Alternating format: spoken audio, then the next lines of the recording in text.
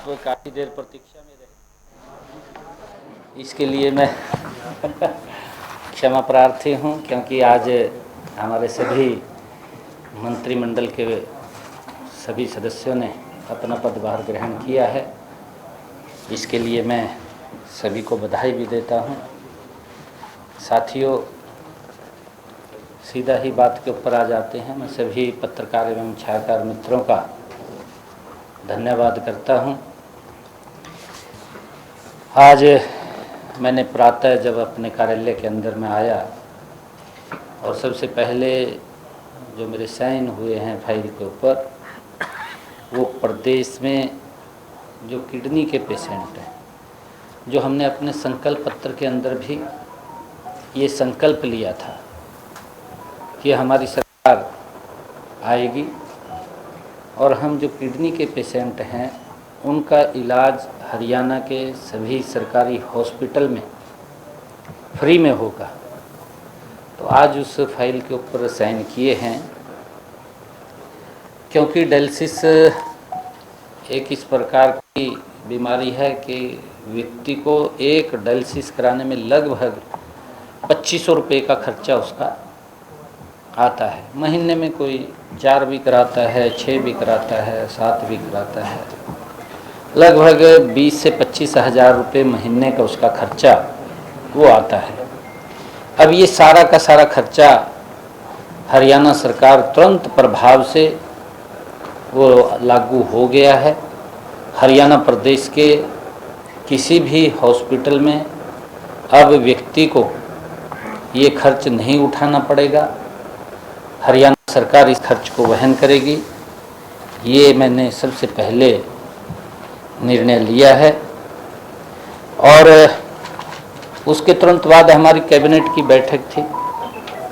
हमारी ये भारतीय जनता पार्टी की तीसरे टर्म की सरकार, लगातार मैं हरियाणा प्रदेश के जन का दिल से आभार व्यक्त करता हूं कि उन्होंने तीसरे टर्म के अंदर बड़े मैंडेट के साथ, बड़े बहुमत के साथ तीसरी बार मोदी जी की नीतियों के ऊपर मुहर लगाई है।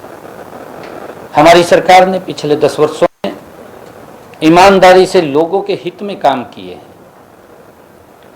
विपक्ष ने जिस प्रकार का एक वातावरण, एक नैरेटिव सेट किया, मैं हरियाणा प्रदेश के लोगों का दिल से आभार व्यक्त करता हूं कि जो वो नैरेटिव विपक्ष ने खड़ा किया था उसको धराशायी करने का काम हमारी हरियाणा प्रदेश की जनता ने किया है, उसका जवाब दिया है। क्योंकि हमारा किसान हमारे लिए सम्मानित है, हमारा युवा हमारे लिए सम्मानित है, हमारे प्रदेश की नारी हमारे लिए सम्मानित है, हमारे प्रदेश का जो गरीब व्यक्ति है उसका सम्मान करना हमारी सरकार का दायित्व है। मुझे खुशी है कि ये सरकार को जो चुना है, ये गरीब व्यक्ति के द्वारा चुनी गई सरकार है। ये हमारे प्रदेश के अंदर, प्रदेश के 2 करोड़ 80 लाख लोगों ने इस सरकार को चुना है। मैं सभी का दिल से आभार भी व्यक्त करता हूं।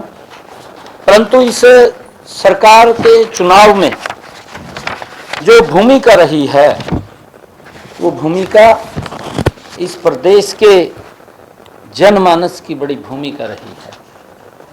मैंने जैसा कहा भी है कि कांग्रेस ने इस प्रकार का नैरेटिव, इस प्रकार का भ्रम लोगों के अंदर खड़ा किया था कि ये सरकार कोई काम नहीं कर रही है, ये सरकार जा रही है, किसानों को भड़काने का काम किया। वो सारा का सारा उनका जो कृत्य थे वो सामने आ रहे हैं। उन्हीं के बीच में से ही लोग उस बात के ऊपर क्वेश्चन मार्क कर रहे हैं। कहीं ना कहीं युवाओं को अविश्वास में धकेलने का काम कांग्रेस ने किया। हमारे हरियाणा के खिलाड़ियों को भी यूज किया। जो हमारे खिलाड़ी हैं, हमारे गौरव हैं, हरियाणा प्रदेश का गौरव हैं, जो इस देश का भी गौरव हैं, जो इस देश को सम्मान दिलाने का काम करते हैं। कांग्रेस ने उन खिलाड़ियों को भी यूज किया है। किसान को भी कांग्रेस पार्टी ने भ्रामक स्थिति के अंदर डालने का काम किया है। युवाओं को किस प्रकार से उन्होंने पर्ची खर्ची बांटने के आधार के ऊपर अपनी बातें कही हैं। गरीब को लंबे समय तक कांग्रेस पार्टी लॉलीपॉप देती रही। उनके हित में जो मजबूत काम पिछले 10 वर्षों में हमारी डबल इंजन की सरकार ने मोदी जी के नेतृत्व में किया है, वो ऐतिहासिक काम किए हैं। और जब सरकार 10 साल पूर्ण करती है और 10 साल पूर्ण करने के बाद जब वोट के लिए जाते हैं, तो हरियाणा प्रदेश की जनता ने खुल करके मोदी जी की नीतियों का समर्थन किया है, उनके ऊपर मोहर लगाई है और कांग्रेस के उस नैरेटिव को धराशायी कर किया है।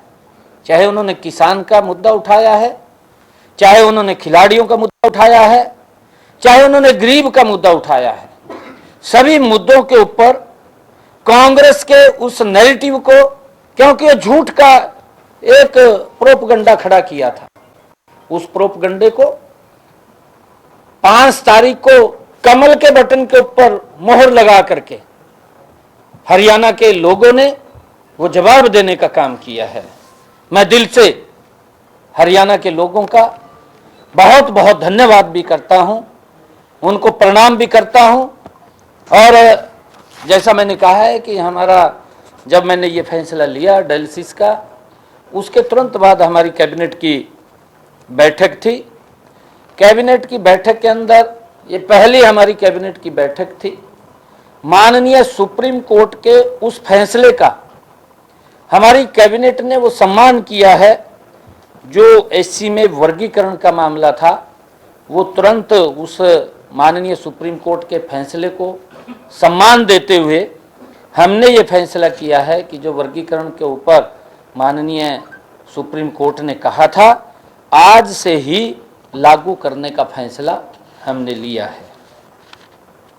हमने जो हरियाणा प्रदेश के अंदर प्रोक्योरमेंट धान की चल रही है, उसके ऊपर भी हमने पूरा रिव्यू किया है। और मैं बताना चाहता हूं कि अब तक हमारे हरियाणा प्रदेश के अंदर जो प्रोक्योरमेंट हुआ है, बैठक में ये व्यापक चर्चा हुई है कि अन्नदाता की फसल का एक एक दाना एमएसपी के ऊपर खरीदने का काम हमारी सरकार करेगी। प्रतिबद्ध है, हम एक एक दाना खरीदने के लिए प्रतिबद्ध हैं। हमने ये कहा है कि 17% से नमी धान के हर दाने को खरीदने का काम एमएसपी के ऊपर हमारी सरकार कर रही है। कोई भी ऐसा किसान, हमने ये आदेश आज दिए हैं कि 17 मॉइस्चराइजर से कम, 17 या 17 से कम कोई भी ढेरी मंडी में दिखाई नहीं देगी, उसको हर रोज परचेज करने का काम किया जाएगा। अगर उसके अंदर नमी ज़्यादा है तो नमी ज़्यादा के लिए उसका थोड़ा वेट करना पड़ेगा। और इस चालू खरीफ सीजन के अंदर 17 अक्टूबर तक मंडियों में हमारे हरियाणा प्रदेश के अंदर कुल 27,45,128 मीट्रिक टन धान की आवक हुई है। और इसमें से हमने 23,21,682 मीट्रिक टन धान की खरीद एमएसपी पर की है। अब तक 11,50,673 मीट्रिक टन का उठान भी हुआ है, लगातार उठान भी चल रहा है। क्योंकि आजकल मशीनी युग है, मशीनी युग के कारण, क्योंकि पहले तो एक एक महीने का सीजन होता था और अब मशीनी युग के कारण किसान कंपेन खेत में लगाता है, 1 घंटे के अंदर मंडी में पहुंचा देता है। तो दबाव तो आता है, उस दबाव को भी हम सहन कर रहे हैं और धीरे धीरे करके उसके ऊपर काबू पा लिया जाएगा। मैं फिर इस बात को दोहरा रहा हूं, हरियाणा प्रदेश के किसानों को मैं स्पष्ट रूप से ये आग्रह करना चाहूंगा कि एक एक दाना एमएसपी पर खरीदा जाएगा, कोई किंतु परंतु नहीं है। हमारी सरकार एक किसान हितैषी सरकार है, किसान के हित में कदम उठाने वाली सरकार है। और हम, क्योंकि कई बार जैसे दबाव आता है, उस दबाव को किसान भी हमारा समझ रहा है, हम भी समझ रहे हैं, क्योंकि एकदम पूरा दबाव बनता है, फिर जहाँ जगह किसान को मिलती है धान वहाँ डाल देता है, क्योंकि काफ़ी संख्या में आता है, परंतु उसको हम धीरे धीरे करके काबू पा रहे हैं। इस बात को सभी समझ रहे हैं। मुझे ये भी बताते हुए आपके माध्यम से कि हमने अब तक किसानों के खाते में धान की खरीद के 3056 करोड़ रुपए उनके खाते के अंदर सीधा पहुंचाने का काम हमारी सरकार ने किया है।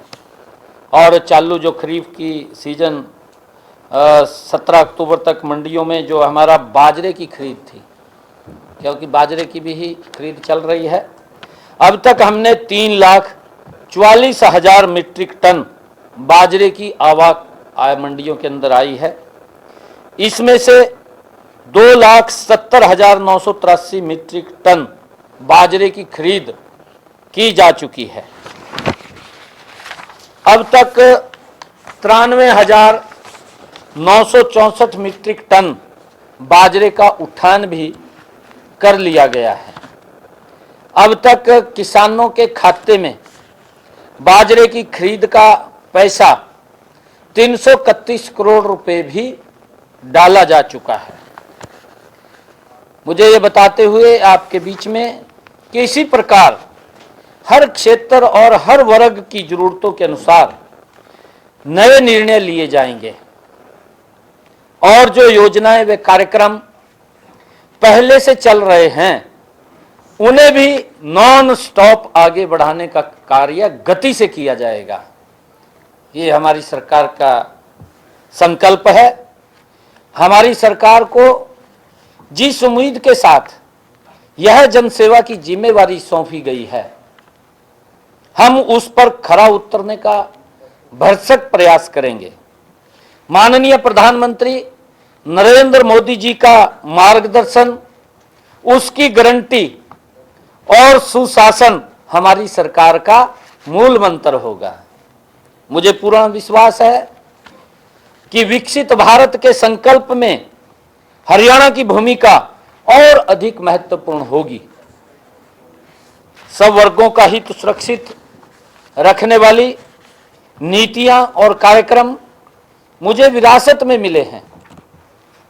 मैं सभी हरियाणा वासियों को अपना परिवार मानते हुए हरियाणा में खुशहाली के और नए रंग भरने के लिए कृत संकल्प हूं। शासन प्रशासन के कार्यों में हमारे लिए श्री रामचरितमानस में लिखी गई यह चौपाई आदर्श होगी। दैहिक दैवकी भौतिक तापा, दैहिक दैवकी भौतिक तापा, राम राज्य काहू नाही व्यापा। अर्थात राम राज्य में मनुष्य शारीरिक, सांसारिक और दैविक परेशानी से मुक्ति होता है। हमने आज, जैसा मैंने कहा है कि हमने एक बड़ा फैसला जो किडनी का लिया है, उसके स्वास्थ्य को ध्यान में रखते हुए उसके अंदर देखिए लगभग काफ़ी लोग हैं, क्योंकि जब मैं सांसद था मेरे पास लोग आते थे और ये बात बोलते थे कि सांसद जी आप डॉक्टर को फ़ोन कर दें, मेरा इलाज फ्री में हो जाएगा। मतलब काफ़ी उसके अंदर 20,000 के करीब में हरियाणा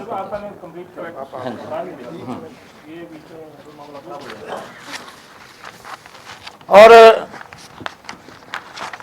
क्योंकि हमारी सरकार जो आदरणीय प्रधानमंत्री जी की नीतियां हैं, मैंने कहा है कि ये सरकार हरियाणा प्रदेश के आम जनमानस गरीब व्यक्ति ने इसको प्राथमिकता के आधार के ऊपर चुना है। और आने वाले 5 वर्षों में हमारी सरकार मोदी जी की नीतियों का अनुसरण करते हुए, जो आदरणीय मोदी जी ने ज्ञान की बात कही है, गरीब, युवा, अन्नदाता और नारी के सशक्तिकरण के लिए हमारी सरकार कृत संकल्प है।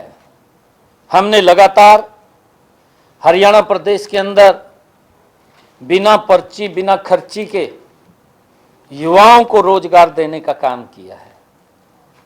मैंने ये भी चुनाव चलते समय में संकल्प लिया था, क्योंकि जब मुझे ये जिम्मेवारी पीछे मिली थी, आदरणीय मोदी जी, आदरणीय नड्डा जी, आदरणीय अमित शाह जी, आदरणीय ठाकुर राजनाथ सिंह जी, आदरणीय मनोहर लाल जी, जिन्होंने मुझे एक विश्वास करके ये पद की जिम्मेवारी दी थी, मैंने तब कहा था कि मैं हरियाणा में 50,000 नौकरियां दूंगा।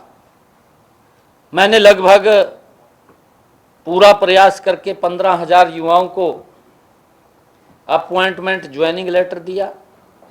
25,000 के हमारे रिजल्ट तैयार थे, और वो प्रक्रिया ये नहीं थी कि इलेक्शन को देख करके वो तुरंत की थी, वो सतत प्रक्रिया थी, वो चल रही थी, क्योंकि उसके अंदर रिजल्ट तैयार हो रहे थे, रिजल्ट निकल रहे थे, युवाओं को सम्मान मिल रहा था, बिना पर्ची, बिना खर्ची के मिल रहा था। परंतु जो कांग्रेस युवाओं के हित की बात करती थी, क्योंकि उसने कभी की तो है नहीं है, कभी युवाओं के हित में तो सोचा नहीं है कांग्रेस ने। अगर वो सोचती है, इसको भी बिजनेस के रूप में देखती थी, भी सरकारी नौकरी के अंदर क्या मिलेगा क्या नहीं मिलेगा, उसको बिजनेस के रूप में देखती थी, भी एक नौकरी के पीछे मुझे कितना लाभ होगा, ये इसको लेकर के वो सोचते थे। परंतु पहली बार हमारी सरकार ने हरियाणा के अंदर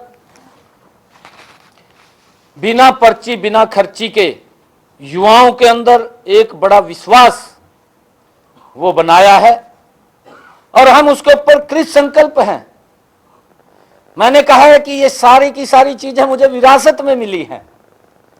आदरणीय मनोहर लाल जी ने संकल्प लेकर के इसको आगे बढ़ाया है, ये निर्णय किया है, और ये जिम्मेवारी अब मेरी है कि हम इसको उसी गति से आगे बढ़ाएंगे। बिना पर्ची, बिना खर्ची के हरियाणा के युवाओं को रोजगार देना, ये हमारी सरकार का दायित्व है। और मुझे खुशी है कि जब कांग्रेस ने कोर्ट के अंदर जाकर के, चीफ इलेक्शन कमीशन के पास जाकर के उन युवाओं के सपने को धराशायी करने का काम किया, उनके जीवन में अंधेरा डालने का काम कांग्रेस ने किया कि ये रिजल्ट नहीं निकलेगा, और फिर उन्होंने इस प्रकार की बातें शुरू की कि मेरे हिस्से में इतने आएंगे, मेरे हिस्से में इतने आएंगे। उनकी जो भावना, मूल भावना समझ में आ रही थी, वो ये थी कि जैसे नौकरियां 2014 से पहले भ्रष्टाचार के आधार पर मिलती थी, वो नौकरियां दोबारा फिर उसी आधार के ऊपर मिलनी शुरू हो जाएंगी। ये भय हरियाणा प्रदेश के युवाओं के अंदर था कि कहीं कांग्रेस सरकार जिस प्रकार का नैरेटिव सेट किया था, क्योंकि हमें यह भी मालूम है कांग्रेस की सरकार में माननीय हाई कोर्ट ने लिखित रूप में कांग्रेस के हरियाणा स्टाफ सिलेक्शन कमीशन जो युवाओं को नौकरी देता है, उसके बारे में प्रतिक्रिया ये दी, लिखित रूप में कहा, आदेश के अंदर कहा कि ये लाले की दुकान खोल रखी है क्या। इस प्रकार के कोर्ट के कमेंट सरकार के कांग्रेस के प्रति लोगों के, युवाओं के अंदर यही भय था। परंतु हरियाणा प्रदेश के लोगों ने एक बड़ा विश्वास वो भारतीय जनता पार्टी की नीतियों के ऊपर किया, बड़ा मैंडेट दिया, और हमने तुरंत, जो मैंने कहा था कि मैं सख्त बाद में लूंगा, पहले युवाओं को ज्वाइनिंग लेटर दूंगा, आज मैंने भी ज्वाइन किया है, आज 25,000 युवाओं ने भी ज्वाइन किया है। ये मेरे लिए बड़ी खुशी की बात है। जो हमने कहा उसको पूरा किया है। और हमारी सरकार गरीब कल्याण को समर्पित रहेगी। अन्नदाता के विकास और समृद्धि के लिए काम करेगी तथा नारी शक्ति को और मजबूत करने का काम करेगी। मैं एक बार फिर से आज आपके माध्यम से ऐसे लोगों को चेतावनी देता हूं जो आपराधिक गतिविधियों में शामिल रहते हैं। वे या तो प्रदेश छोड़ दें या फिर सुधार कर लें, नहीं तो सुधार हम कर देंगे। पहले भी कहा था, सुधार कर देंगे। मैं ये स्पष्ट रूप से आज आपके माध्यम से ऐसे लोगों को चेतावनी दे रहा हूं, क्योंकि हमारी सरकार का कमिटमेंट है, हमारी सरकार का संकल्प है कि हर व्यक्ति को की रक्षा सुरक्षा वो आगे बढ़े। ये हमारी भावना है, गति से प्रदेश विकास की ऊंचाइयों के ऊपर जाए, उसको लेकर के हम काम कर रहे हैं। मैं आप सबका धन्यवाद करता हूं, क्योंकि अभी मैंने कहीं जाना है और क्वेश्चन शायद मैं ना लिख पाऊँ। पहले तो आपको शुभकामनाएं। Thank you.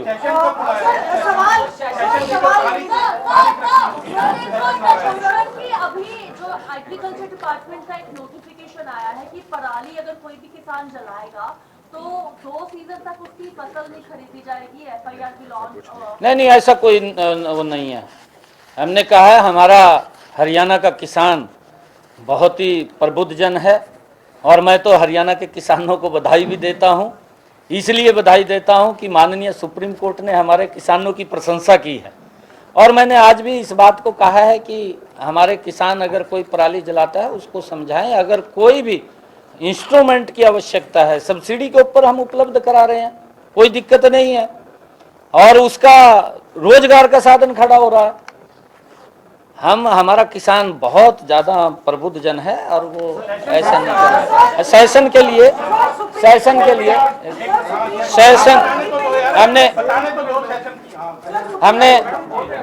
हमने चर्चा की है।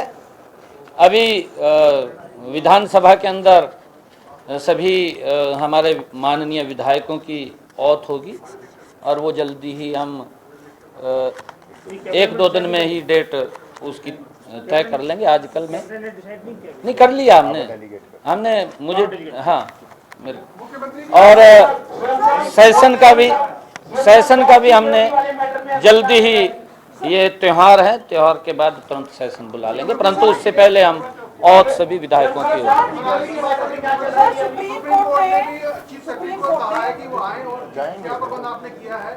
उन्होंने कहा है कि कोई पेनल्टी कोई एक्शन नहीं ले रही है सरकार। नहीं, माननीय हमारे चीफ सेक्रेटरी साहब अगर माननीय सुप्रीम कोर्ट ने बुलाया है तो वो जाएंगे और वो जवाब भी देंगे हमने क्या क्या काम किए हैं हमारे पास, क्योंकि किसानों को जागरूक करने के लिए।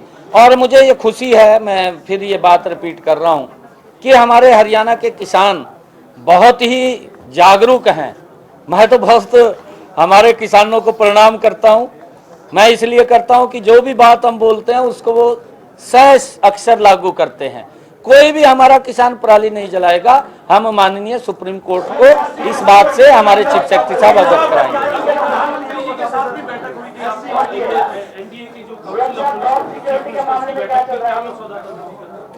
नहीं, देखिए, ये एनडीए के सभी मुख्यमंत्रियों की माननीय प्रधानमंत्री जी ने बैठक लिया है। जो माननीय प्रधानमंत्री जी की नीतियां हैं, जो काम हैं, जो योजनाएं बन रही हैं, उन सब के ऊपर और हर प्रदेश के अंदर क्या क्या स्टेट अलग अलग हट करके काम कर रहा है उसको एक दूसरे के बीच में साझा करना। एक फैसला आपने लिया था, जॉब सिक्योरिटी को लेकर के एक फैसला लिया था, वो लागू हो गया पूरी तरह से, क्योंकि HKRN में 1,20,000 से और जो जॉब सिक्योरिटी का कोई दिक्कत नहीं है किसी को, उसका बिल लिया, उसको कोई दिक्कत नहीं है किसी को। वो हमने अपने कैबिनेट के अंदर ऑर्डिनेंस जारी किया था और अभी विधानसभा में आ जाएगा।